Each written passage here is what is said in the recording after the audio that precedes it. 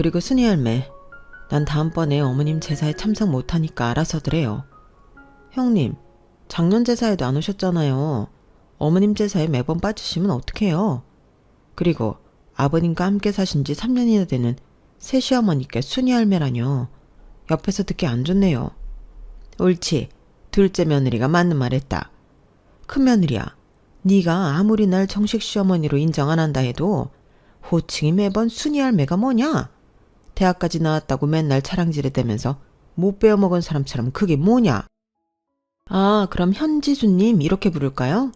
아버님이랑 혼인신고도 안 하고 같이 살기만 하면서 내가 그쪽을 시어머니 대접해주길 바래요? 욕심이 과하시네. 순이 할매 생일이라고 가족들 다 모여준 것만 해도 감지덕지인 줄 알아야지 원. 그리고 순이 할매는 아버님 애인인데 옛날에 돌아가신 와이프 제사상 차려준다는데 꼬박꼬박 끼고 싶어요?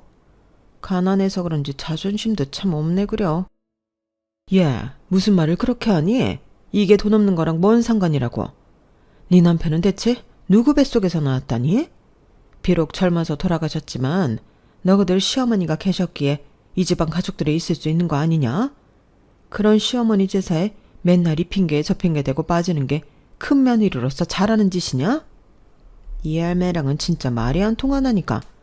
아, 가난한 우리 아버님 뭘 보고 곁에 끝까지 들러붙어 있나 몰라. 거머리처럼.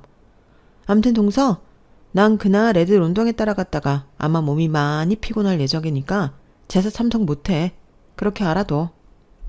형님, 그럼 제사 음식이라도 해서 보내시든가 사서라도 보내세요. 매번 저 어머님만 고생해야 하나요? 저도 얼굴 한번 못 뵌 시어머니 제사라고요. 형님은 전업주부시잖아요. 전 회사 다니며 야근하느라 미친 듯이 바쁘다고요.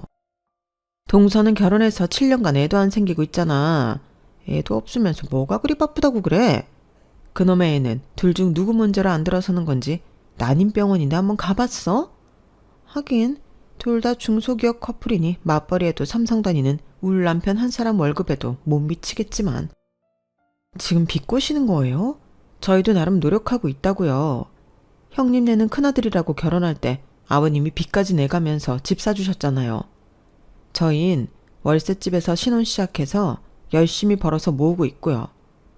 시댁에서 더 많이 받은 건 형님네인데 왜 매번 할 도리는 저희가 더 해야 하는 거죠? 둘째 며느리 말이 100번 맞다. 그리고 큰애 너는 같은 여자로서 둘째네 애 안 생기는 걸 그렇게 쉽게 입 밖으로 꺼내니? 대체 공감 능력이 있는 거니 없는 거니? 다음번에 제사 참석 안 해도 좋으니 돈 봉투라도 보내라 그럼. 막말만 해대는 큰애 부부는 차라리 안 오는 게 낫겠다. 제가 무슨 돈이 있다고 돈 봉투씩이나 보내요? 저희 아이들 교육시키느라 돈 많이 나가서 이런 쓸데없는 짓 하는데 쓸 돈은 없어요. 제사는 지내시든지 마시든지 마음대로들 하시라고요. 산 사람이 살아야지. 죽은 사람 아무리 제사 지내준들 쌀 한 툴이 떨어지나. 시댁 형님은 이렇게 아무 말이나 마구 쏟아내며 늘 불평불만만 하느라 저와 새시어머니 형님 이렇게 여자 셋이 시댁 부엌에 모이면 늘 말다툼이 일어나곤 합니다. 형님으로부터 일방적으로 말로 공격을 온팡 당하곤 하죠.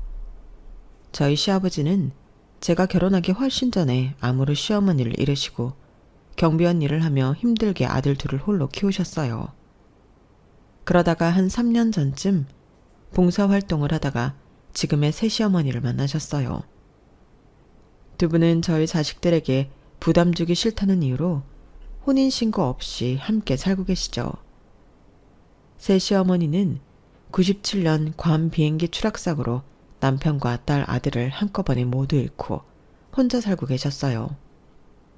고아원 출신이시라 연락이 닿는 가족이나 친척이 아무도 없으시다고 하네요. 저도 어려서 고아원에 맡겨진 아이였기에 새시어머니와 전 모든 면에서 정말 잘 통했어요. 저는 새시어머니를 진짜 시어머니, 아니 마치 친엄마처럼 여기며 잘 지내고 있어요. 이 글에서도 앞으로 그냥 시어머니라고 표현할게요. 전 미혼모의 자식이었다고 해요. 태어난 지 100일도 안 되어 한겨울 편지와 함께 고아원 앞에 버려졌다고 하네요.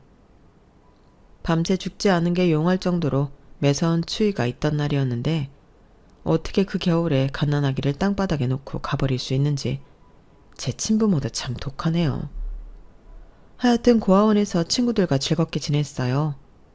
성인이 되어 고아원에서 나가야 했고 대학 등록금이 무서워 고졸로 중소기업 경리 자리에 취직하게 되었어요.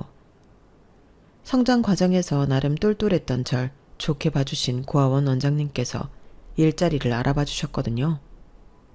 지금 생각해도 너무 감사하네요. 첫 일자리였던 자그마한 그 회사에서 지금의 남편을 만났어요. 지방 사립대이긴 하지만 4년제 컴퓨터공학과를 나온 남편이 너무 멋지고 능력있게 보였어요. 같이 밥 먹으며 대화해보니 혼자 계신 아버지를 생각하는 마음 씀씀이도 참 예뻐 보였죠. 남편 중학생 때 돌아가신 시어머니에 대한 남편의 그리움이 신기하게 느껴지기도 했죠. 전 엄마라는 존재가 어떤 건지도 잘 몰랐고 그저 부모에 대한 큰 원망만 있을 뿐이었으니까요. 나중에 아이를 낳아보니 아기에겐 엄마라는 존재가 세상의 전부일 수 있겠구나 라는 생각이 들더라고요. 서로 대화를 많이 나누며 착하고 고운 남편의 마음에 푹 빠졌고 눈 떠보니 전 어느새 웨딩드레스를 입고 서 있더라고요. 남편의 고역스러운 형네 부부에 대한 얘기는 거의 듣지 못한 채 상견례 자리에서 시아버지만 뵙고 결혼을 진행했어요. 나중에 알고 보니 형님 부부는 저희 신혼집으로 반전세를 얻어준 게 질투나서 상견례에도 안 나왔다네요. 어이없는 게 시아버지가 형님 부부는 결혼할 때 24평 아파트까지 마련해줬거든요. 시아버지가 대출까지 받아서 말이죠. 그런데 저희 9천에 70만원짜리 투룸 반전세 보증금을 시아버지가 좀 보태준 게 그리도 질투났나 봐요. 형님 부부는 현재 외벌이에요. 아주버님이 삼성 다녀서 월급이 꽤 되거든요. 전문대 나오고 헤어 디자이너로 일하던 형님은 결혼하고 전업주부가 되었다네요. 다행히 아주버님, 형님과는 다르게 시아버지는 성품이 아주 좋으세요. 경비 일을 하시는데 서울 빈민가 출신이시라 아직도 판자촌 보면 옛날 생각난다며 쉬는 날이면 그쪽으로 봉사활동을 다니시죠. 쌈짓돈을 모아놨다가 판자촌 어르신들께 연탄이나 라면 등을 사다 나르십니다. 몇 년 전엔 아예 판자촌 봉사단체를 본인이 직접 모집하셔서 봉사일을 시작하셨죠. 그 단체에서 지금의 시어머니를 만나 마음이 맞으셨는지 3년간 함께 살고 계시고요. 두 분이 서로를 바라보는 눈빛, 따뜻한 말을 보면서 저희 부부는 우리도 늙으면 저렇게 서로 의지하며 살자고 다짐했어요. 이상적인 부부 같아요. 참 보기 좋더라고요. 3년 전 두 분이 살림을 합친다고 선언하셨을 때도 형님 부부는 온갖 막말을 일삼으며 찬물을 끼얹었어요. 평소에도 시아버지가 돈 없다며 무시하던 사람들이었으니 말 다 했죠. 지금 본인들이 살고 있는 집을 시아버지가 사줬다는 걸 잊었는지 맨날 돈 없는 양반이라며 돈돈거립니다. 삼성 다니는 큰아들이라며 자랑스러워하던 시아버지도 이젠 찬바람 쌩쌩 부는 이기주의자들인 큰아들 부부를 달가워하지 않으셔요. 오히려 둘째인 저희 부부를 예뻐하시고 많이 의지하시네요. 저도 부모님 없이 자란 터라 따스한 마음으로 저희 부부를 아껴주는 시아버지가 친아버지처럼 마냥 좋기만 했어요. 평생을 쎄빠지게 일해도 가난의 굴레에서 벗어나지 못하고 점점 처지는 시아버지 어깨가 안쓰럽게 느껴지기도 했고요. 그런 시아버지 옆에 3년 전부터 밝은 미소의 시어머니가 늘 함께 해주셔서 오히려 고마웠어요. 우리 부부는 두 분의 만남을 누구보다 응원해드렸죠. 어머님 하며 극진히 시어머니를 대우해드리니 시어머니도 저를 참 예뻐해 주셨어요. 가난해도 모든 게 만족스러웠던 결혼 생활이었지만 저희 부부는 결혼한 지 7년이 되어도 아기가 생기지 않아 고민이 많았어요. 물론 제가 25살에 결혼해서 아직 늦은 나이는 아니니 크게 조급하진 않았지만 오히려 주변에서 난리들이었죠. 특히 형님의 비수 같은 말이 심장을 찌르곤 했어요. 동서 자궁이 문제인 거야? 아님 도련님 정자 운동성이 문제인 거야? 난임 병원 가서 검사는 해봤어? 어머, 형님이 뭘 그렇게 구체적으로 따져 물으세요. 그런 건 저희 부부가 알아서 할 테니 신경 끄세요. 뭘 또 전화까지 해서 무슨 막말을 풀어부으시려고요. 내가 언제 막말을 했다 그래. 뭐 눈에 뭐만 보인다고 대학도 못 나오고 고졸 교육만 받아서 쌍스러운 말만 귀에 들어오나 보지? 이것 보세요. 늘 형님은 이렇게 안 좋은 말만 쏟아내시잖아요. 입에서 막말이 나오려고 해도 머리 필터에서 한번 걸러야 하는 거 아니에요? 뭐? 누가 누구 머리로 누네? 애미애비도 없고 대학도 못 나온 주제에 손이 형님이 걱정해주면 그런가 보다 해야지. 따지긴 뭘 그리 따져. 부모한테 버려지고 고아원에서 어렵게 자라서 대학 갈 형편 안 된 게 어디 내 탓이에요? 형님은 얼마나 온실 속에 화초를 자랐는지는 모르지만 그럼 서울 4년제라도 갔어야 하는 거 아닌가요? 지방 전문대 출신으로 알고 있는데 그 좋은 조건에 왜 전문대밖에 못 갔나요? 벌이가 안 좋았나? 뭐야? 야! 너 동서라고 지금껏 조언해주고 걱정했더니 은혜를 원수로 갚아? 그 조언 반사네요. 조언한답시고 나한테 막말로 상처 준 것만 헤아려도 1톤 트럭이라고요. 다 집어치우고 이번 명절에 음식 어떻게 할 건지 정하기나 해요. 뭘 어떻게 해? 난 아이가 둘이나 있는 애기 엄마고 동서는 프리한 자유인 아니야? 그럼 누가 더 시간 내서 음식을 장만해야겠어. 딱 답이 나오지? 전 직장 다니잖아요. 그리고 요즘 시험관 시술하느라 전처럼 명절 일 많이는 못해요. 형님은 또 저랑 어머님께 다 떠넘기고 와서 음식 먹기만 하실 작정이에요? 그럴 거면 돈이라도 두둑히 내시던가요. 맨날 아주버님 억대 연봉이라고 자랑하시잖아요. 그게 뭘 자랑이야. 가족들한테 사실을 얘기하는 것 뿐인데 억대 연봉이라도 우리는 애들 교육비에 월 500 이상 들어가기 때문에 돈 없어. 그리고 나 필라테스에 수영에 골프 연습장까지 다니느라 바쁘니까 명절 준비는 동서가 해. 한 5만 원 던져줄게. 그럼 됐지? 순이 할매랑 둘이 잘해봐. 시어머니한테 순이 할매가 뭐예요? 교양 없이. 다 같이 있을 때 옆에서 들을 때마다 제 얼굴이 다 빨개져요. 어머님이 혼인신고는 안 하셨어도 아버님과 사실혼 관계로 3년이나 사셨으면 시어머니 대접해드리는 게 당연한 거 아닌가요? 정식으로 시어머니 대접 받고 싶으면 지갑을 오픈하고 자식들에게 좀 베풀든가.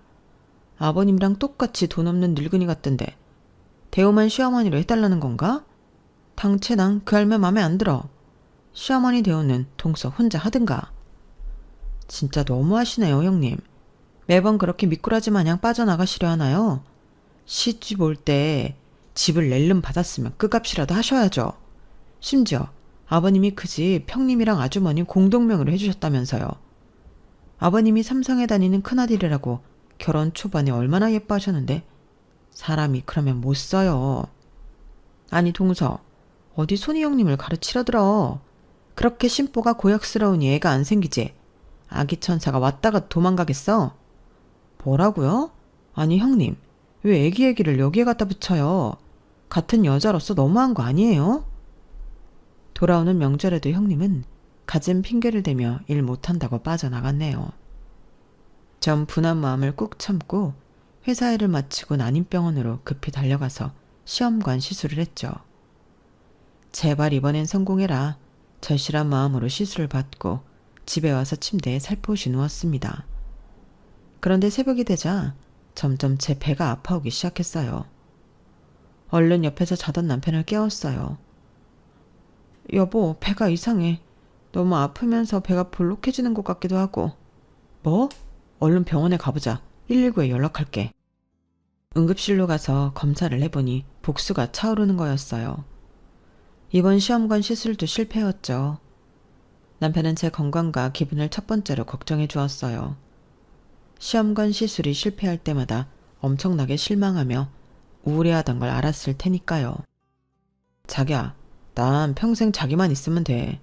아기 없어도 전혀 문제 없어. 오히려 아기 있으면 애한테만 집중하게 돼서 부부 사이가 멀어진다더라. 난 그렇게까지 하면서 아이 낳고 싶지 않아. 조만간 강아지 한 마리 입양해서 키워보자. 내 자식이라고 생각하고 말이야. 뭔 소리야. 강아지도 3명인데 신중히 입양해야지. 그리고 난 아직 32살밖에 안 됐으니 난임 치료에 더 박차를 가해서 아기 꼭 낳을 거야. 자기 정자에도 문제 없다니까. 곧 아기 다시 생길 거야. 시험관 시술도 계속 할 거고. 자기 몸이 너무 축나는 것 같아서 걱정돼서 하는 말이야. 그럼 내 월급이 많진 않지만 우리가 사치 부리는 가정은 아니니 시술하는 동안 자기 회사 그만두고 집에서 쉬도록 하자. 우리 월세 내고 나면 남는 금액도 없이 빠듯한데 애 없을 때 바짝 벌어야지 무슨 소리야. 최대한 회사 다니면서 시술해볼 테니 내 걱정은 하지 마. 에휴, 미안해 자기야. 내가 한 500이라도 벌어오면 형수처럼 자기도 전업주부하며 푹 쉬게 할 수 있는데 나랑 같은 회사 다니면서 뭘 미안해. 나도 능력 없는 건 마찬가지인데 우리 합심해서 얼른 돈 모아서 전셋집으로라도 가야지.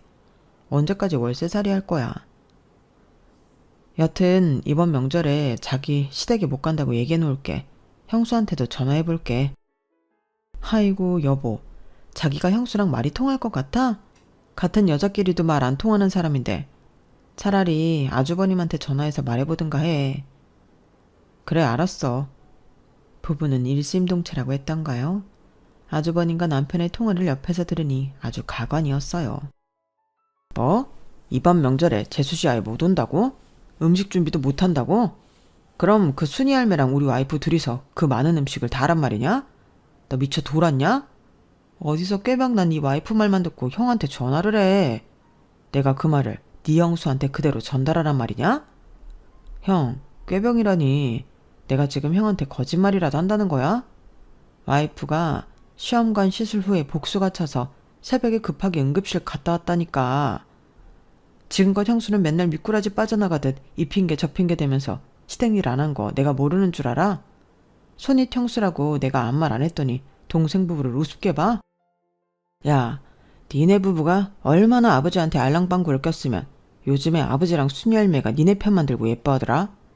우리는 어차피 내놓은 자식이나 다름없으니 이번 명절에는 아예 안 갈란다. 내 와이프만 고생시킬 순 없지. 그리고 넌 애 하나 못 갖고 7년을 고생하냐? 에라이 머저리 같으니. 뭐? 형 지금 나한테 머저리라고 했어? 아씨, 형수막 막말꾼인 줄 알았더니 형도 장난 아니구만. 하긴 어렸을 때부터 본인만 알고 엄청 이기적이었으니 말 다 했지 뭐. 더럽고 치사해서 말 안 섞을란다. 끊어라 끊어. 어쩜 부부가 그리 똑같은지 옆에서 전화통화를 듣는 내내 경이롭더군요.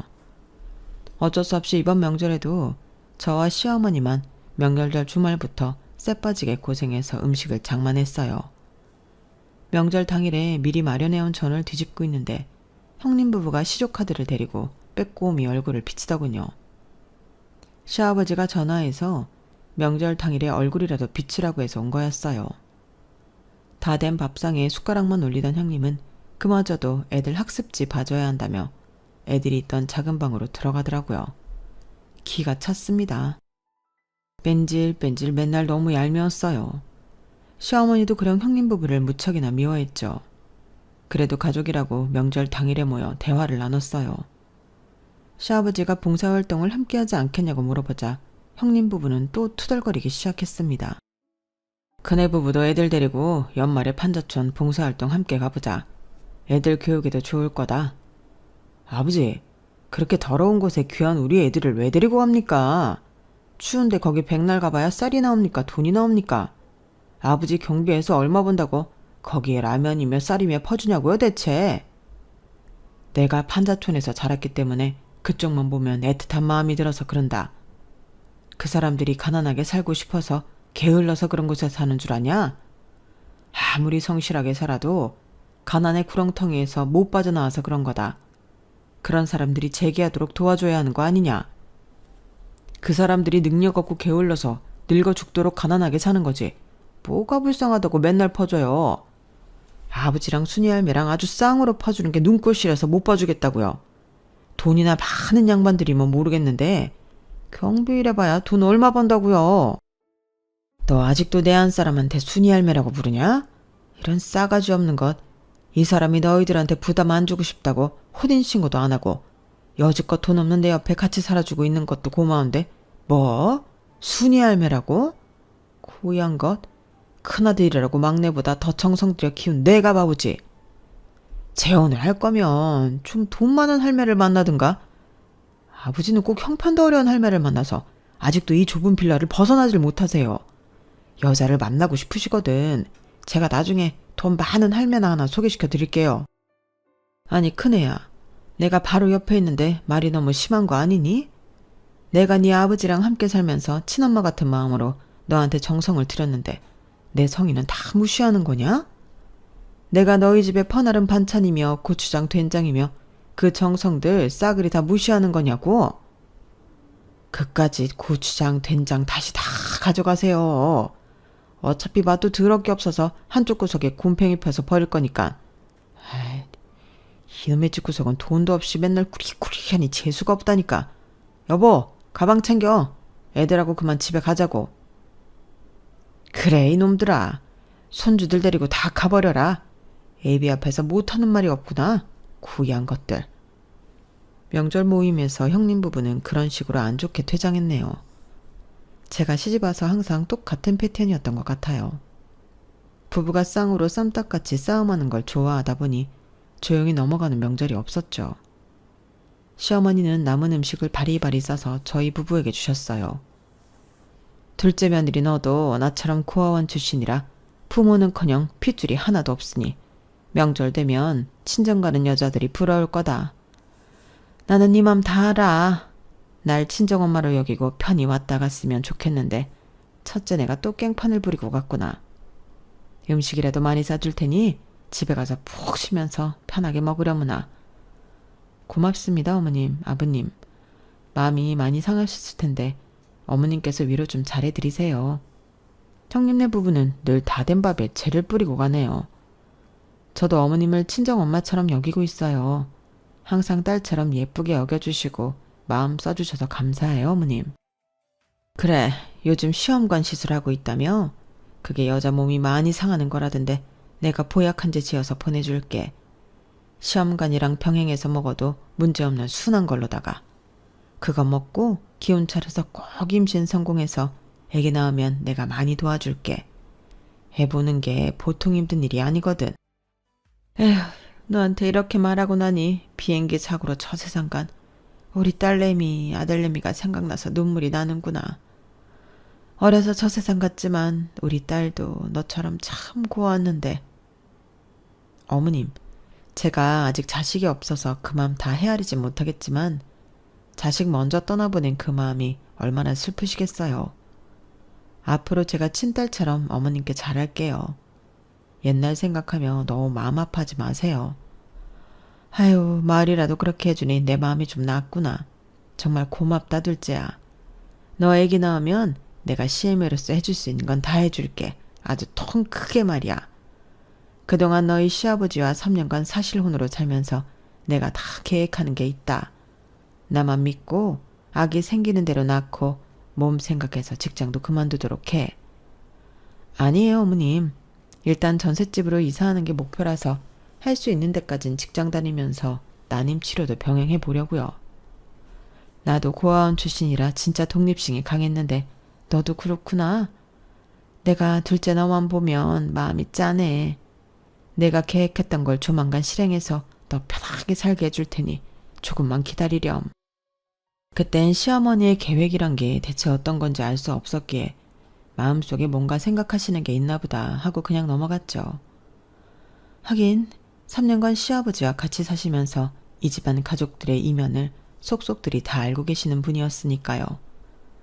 여튼 절 좋게 봐주시고 아껴주셔서 늘 든든했어요. 시어머니가 가족들을 전부 모이라고 총 집합시키는 일은 매우 드물었지만 시아버지 생신만큼은 항상 다 불렀어요. 형님 부부는 늘 그렇듯 똥 씹은 표정을 하고 빈손으로 시댁에 도착했죠. 아니, 형이랑 형수는 아버지 생신에 케이크 한 조각을 안 사와요? 그렇다고 현금 봉투를 드리는 것도 아니면서? 야, 우리 와이프는 건드리지 마. 너 형수한테 그게 무슨 말버릇이야? 도착하자마자 시비냐? 매년 하도 똑같아서 신기해서 하는 말이야. 삼성 다녀서 연봉도 센 사람이 돈 10만 원이라도 아버지 생신 때 드리는 게 그리 힘들어? 집 앞 과일 가게에서 3만 원짜리 과일 한 상자라도 사오든가. 사회생활하는 사람 맞아? 이렇게 예의를 몰라서야 원. 제가 하고 싶단 말이지만 시댁에 분란일으킬까봐 꾹 참고 하지 않던 말을 남편이 대신해주니 속이 다 시원하더라고요. 바보같이 착하기만 한 줄 알았던 남편이 사이다 발언을 할 때도 다 있다니 오래 살고 볼 일이더라고요. 남편의 센 발언에 생일 당사자인 시아버지가 중재하고 나섰죠. 둘째야, 됐다. 내 생일날 선물 바라고 너희들 부르는 거 아니다. 얼굴이라도 한번 더 보고 서로 안부라도 묻자는 거야. 안사람이 미역국 맛나게 끓였으니 그거 먹고 각자 집 가면 되지. 안 그래요, 여보? 그래, 다들 식탁에 앉자. 첫째네는 다음 주에 해외여행 간다고? 네, 그렇게 됐네요. 저희 친정 부모님 모시고 해외여행 가요. 어디로 가는데? 제가 말해도 돈 없는 순이 할매가 아실란가 모르겠네. 해외여행이나 가보셨으려나? 괌이요, 괌. 뭐? 괌? 아, 그렇구나. 거봐요. 순이 할매 모르시죠? 괌이 어디 붙어 있는지도? 비행기 한 번이라도 타보셨나요? 형님, 어머님 97년 괌 비행기 추락사고 때 남편과 아이들 잃은 거 모르셨어요? 어머, 그래? 그래도 그 옛날에 비행기 탈 돈은 있었나 보네? 너 지금 대체 그게 무슨 말이니? 내가 그리도 돈 없는 할매로 보이더냐? 니네 첫째네 맨날 나를 그렇게 무시하다간 나중에 큰 코 다치게 될 거다. 큰 코요? 우릴 큰 코 다치게 할 재력이라도 있나? 크게 코웃음이 나네요. 형님, 말씀 좀 조심하세요. 괌 얘기 더 이상 꺼내지 마시고요. 내 입으로 내가 말하겠다는데 동서가 무슨 상관이야. 친정 부모님께 효도 한번 하겠다는데. 아, 하긴 그쪽은 효도할 친정도 없는 천의 고아지. 읍스, 말 실수했네. 너 정말 안 되겠구나. 고아 출신이 어디가 어떻다는 거냐. 나도 고아원에서 자라서 독립적으로 잘 자랐고 둘째 며느리도 애가 얼마나 바르게 잘 성장했니. 맨날 도운동거리며 자기보다 낮은 사람들 비꼬고 비난하는 첫째 너보다 100배 낫다. 고아라고 무시하는 거 앞으로 그만둬라. 순이 할매 하나도 안 무서우니 어줍잖은 조언이나 그만하세요. 누가 누구한테 훈계질이야 정말. 기분 나빠서 내가 여보 어서 밥이나 먹고 일어나자고요. 우리 말고 딴 사람들이 아버님 생신 축하해드리는데 우리까지 나설 필요 있나요 뭐? 그래 그러자고. 내 와이프를 조리돌림하는데 기가 차서 진짜. 형님과의 껄끄러운 관계는 대체 언제까지 계속될지 형님 부부 생각만 하면 마음이 참 불편했죠. 그러던 어느 날 남편한테 다급한 전화가 걸려왔어요. 여보, 나 지금 여의도 성묘병원으로 운정해서 가는 중이야. 아버지가 뺑소니 차량에 치여 교통사고를 당하셨대.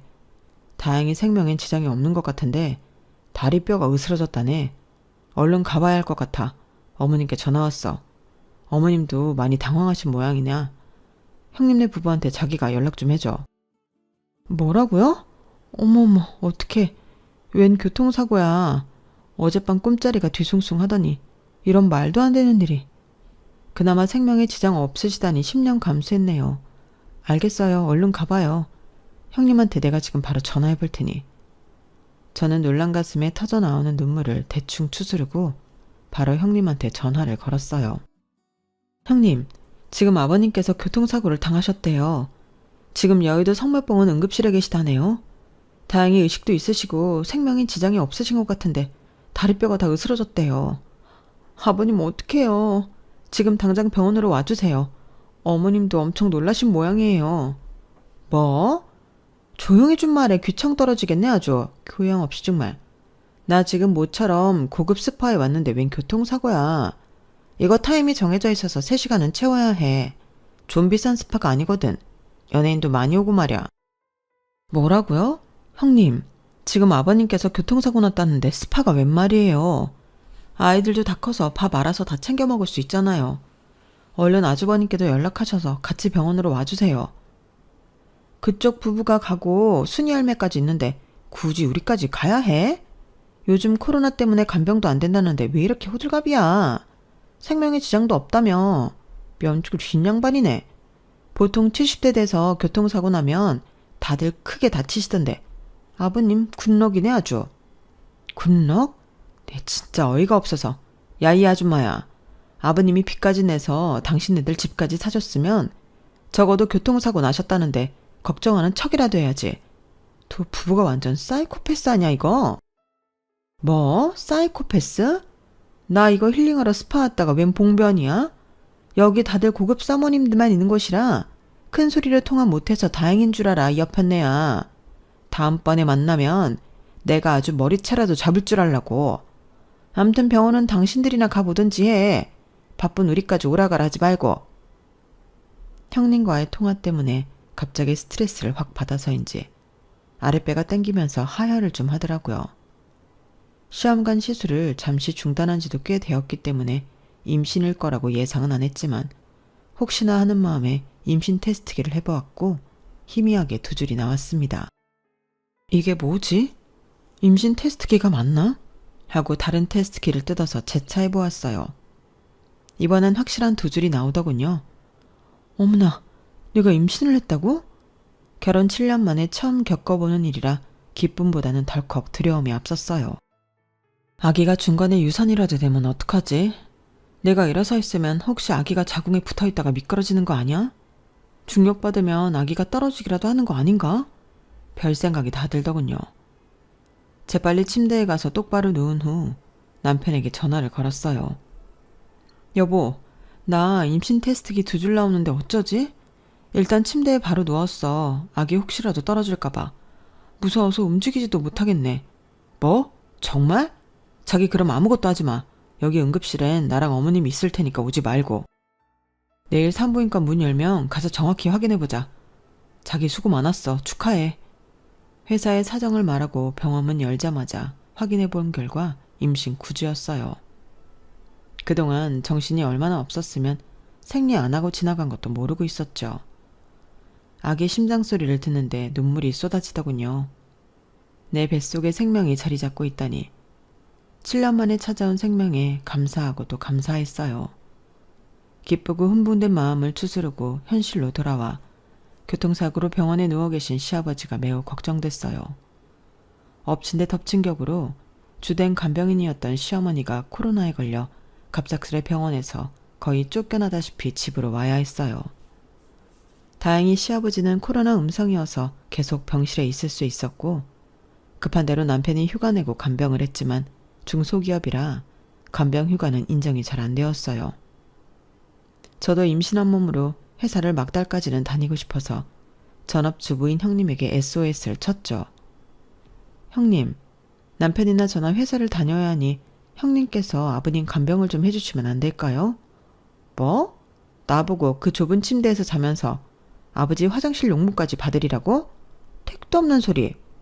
그게 왜 택도 없는 소리예요? 가족이잖아요. 시아버지한테 받은 것도 있으면서 이 정도도 못해요? 이까지 꼬진 집 하나 받았는데 그렇게나 큰 도리를 해야 하나? 아, 시아버지 몸도 다 닦아드려야 할 거 아냐. 난 못해. 동서 임신했다며? 쥐꼬리만큼 버는 중소기업 이참에 때려치우고 시아버지 간병에 나서는 건 어때? 저희는 집도 없고 반전세로 살면서 월세 내야 하는데 그 돈은 다 누가 벌어다 주나요? 태어날 아기 위해서 막달까진 벌어야 할 거 아니에요. 형님은 뭐 평생 안 늙고 사고도 안 나고 고상하게 살다 가실 것 같아요? 늙고 병들고 때론 사고도 날 수 있고 다 똑같지 뭘 그래요? 동서, 지금 악담하는 거야? 요즘 아버님이 동선의 부부 아주 예뻐하시던데 예쁨 받는 사람들이 할 도리 다 하라고. 난 몰라. 간병인 쓰던가 해.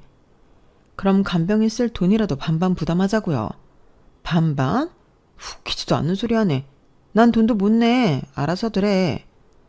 저는 서러운 마음에 코로나 때문에 집에서 격리 중인 시어머니에게 돌아가는 상황을 말씀드렸고 시어머니는 2주간 간병인 비용을 본인이 부담하겠다고 하시며 결국 간병인을 썼네요. 3개월 후 시아버지는 퇴원을 하시게 되었고 퇴원날 시어머니는 뭔가 큰 결심을 하신 듯 식구들을 다 병원으로 부르셨어요. 저희 부부는 생각보다 많이 나온 병원비에 놀라서 형님네한테 반반 부담하자고 제안했죠. 형수, 병원비가 거의 1,000만 원에 달하는데 우리가 아기용품도 살 게 많고 조리원도 예약해야 해서 돈 들어갈 때가 많네요. 반반씩 부담하는 게 어떨까요? 어머 도련님, 우리 그럴 돈 없어요.